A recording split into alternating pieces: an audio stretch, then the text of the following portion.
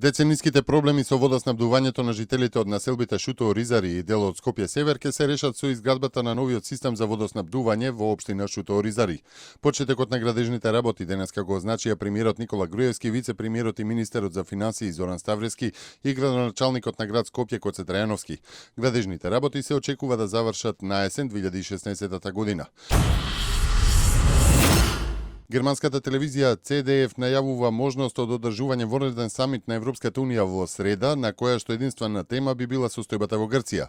Германската канцеларка Ангела Меркел е подготвена да се ангажира во понатамошни разговори со грчкиот премиер Алексис Ципрас, доколку тој изрази таква желба, изјави во Берлин портпаролот на германската влада. Според неговиот колега пак од Министерството за финансии нема потреба од аларм поради Грција, затоа што земјата е само мал дел од економијата на еврозоната. Во меѓувреме Франкфуртер Allgemeine Zeitung, повикувајќи се на извори во Брисел, наведува дека грчката влада нема доволно пари за да го организира ветениот референдум за понудата на кредиторите кон Грција. За сега нема откажување на аранжманите за Грција, велат од Сдруженијето за угостителство и туризам при Стопанската комора на Македонија.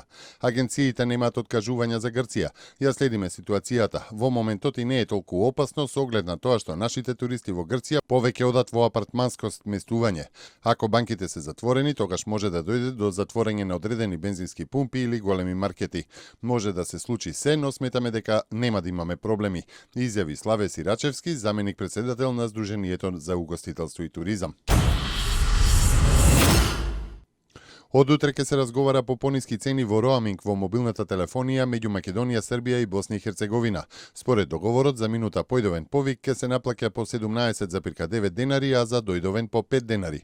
СМС пораката ќе се испраќа за 5,5 денари, а мегабајт интернет ќе чини 43 денари.